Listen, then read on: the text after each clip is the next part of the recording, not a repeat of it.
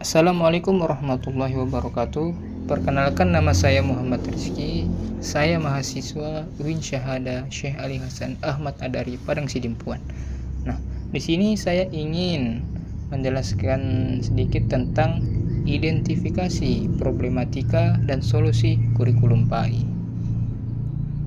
Tentang kurikulum PAI. Urgensi pembelajaran agama. Pendidikan agama Islam memiliki posisi strategis dalam sistem pendidikan nasional Indonesia untuk membentuk moral, akhlak mulia, dan karakter spiritual generasi bangsa. Namun, di tengah arus globalisasi, sekularisasi, dan disrupsi teknologi digital, kurikulum PAI dituntut untuk terus adaptif tanpa kehilangan esensi spiritual dan doktrinalnya. Identifikasi problematika secara sistematis menjadi langkah krusial untuk melahirkan solusi transformatif bagi masa depan pendidikan Islam. Tika pertama, desain dan konten kurikulum. Sifat kaku dan tradisional. Materi pembelajaran PAI dinilai masih terlalu berfokus pada aspek kognitif doktrinal, menghafal teori fikih dan sejarah masa lampau tanpa dihubungkan dengan realitas tantangan modern.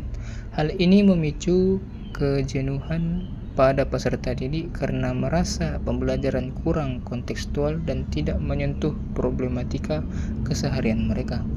Kemudian dikotomi keilmuan. Adanya pemisahan tajam antara ilmu agama dan sains atau teknologi. Kurikulum belum mengintegrasikan nilai spiritual ke dalam pemahaman sains modern. Akibatnya, siswa kesulitan melihat relevansi ajaran agama sebagai solusi komprehensif dalam perkembangan sains masa kini. Konstruksi kurikulum. Kurikulum integratif interkonektif mengawinkan nilai-nilai keislaman dengan ilmu pengetahuan alam, sosial, dan teknologi agar siswa memahami Islam secara holistik dan komprehensif. Kontekstual materi. Menyusun ulang bahan ajar dengan menyisipkan studi kasus kontemporer seperti etika digital, toleransi beragama, sosial budaya, dan pelestarian lingkungan dalam perspektif Islam. Penerapan pembelajaran berbasis proyek. Mengadopsi pilar kurikulum merdeka melalui proyektil real atau P5 yang mengasah kepedulian sosial, kepekaan akhlak, dan kepemimpinan moral siswa di lingkungan masyarakat. Problematika yang kedua, kompetensi guru, metode monoton dan keterbatasan IT. Sebagian besar guru PAI masih dominan menggunakan metode ceramah konvensional satu arah yang mematikan keaktifan dan daya kritis berpikir siswa. Kurangnya penguasaan teknologi informasi dan media instruksional integratif membuat penyampaian materi terasa garing, kaku, dan kurang relevan bagi karakteristik generasi milenial dan generasi Z. Solusi peningkatan kualitas guru. Yang pertama ada melatih metodologi. Menyelenggarakan pelatihan rutin tentang metode pembelajaran aktif atau active learning seperti problem based learning dan diskusi interaktif. Kemudian literasi digital. Bimbingan teknis pembuatan media ajar berbasis teknologi informasi, pemanfaatan AI, presentasi interaktif, dan pemanfaatan LMS sekolah. Kemudian penguatan KKG atau MGMP, mengoptimalkan wadah musyawarah guru mata pelajaran sebagai pusat kolaborasi, inovasi kurikulum, dan berbagai modul ajar terbaik. Problematika ketiga, kesenjangan media digital, minimnya integrasi e-learning. Proses transfer pengetahuan agama Islam di sekolah-sekolah umum seringkali berjalan tanpa didukung oleh perangkat media pembelajaran digital yang memadai.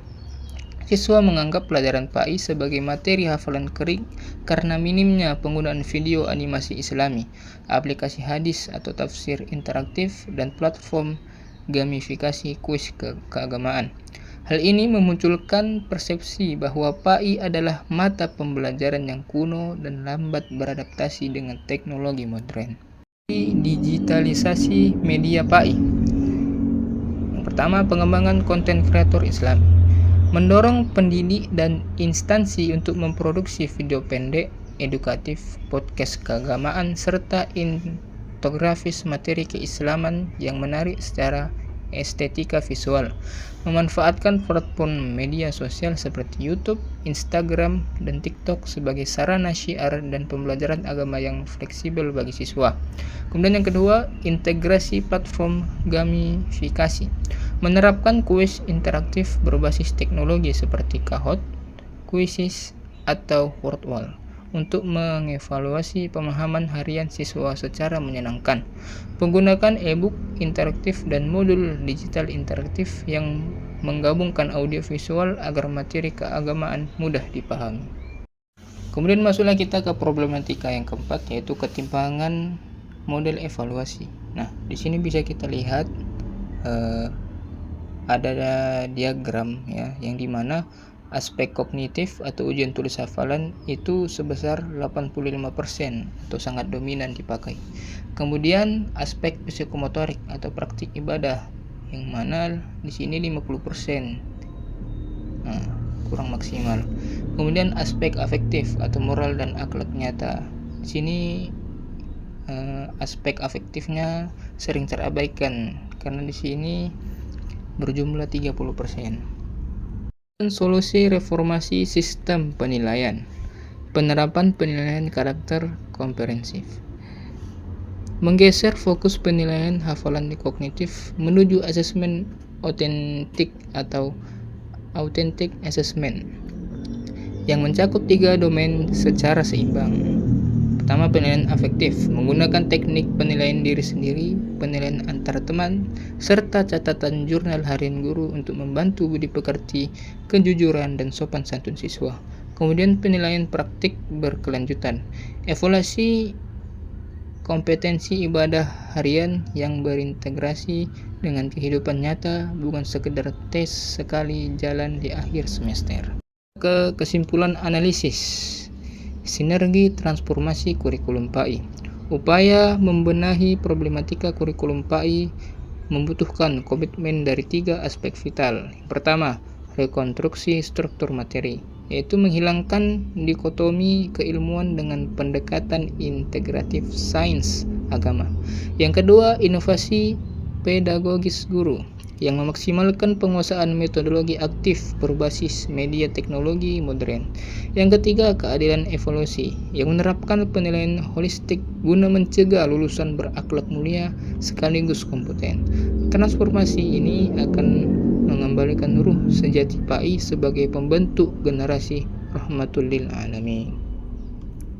Mungkin sampai sini sajalah penjelasan singkat dari saya. Kurang dan lebihnya saya mohon maaf, dan kepada Allah saya memohon ampun. Dan terima kasih sudah menonton video ini. Jangan lupa like dan juga subscribe ya guys ya. Wassalamualaikum warahmatullahi wabarakatuh.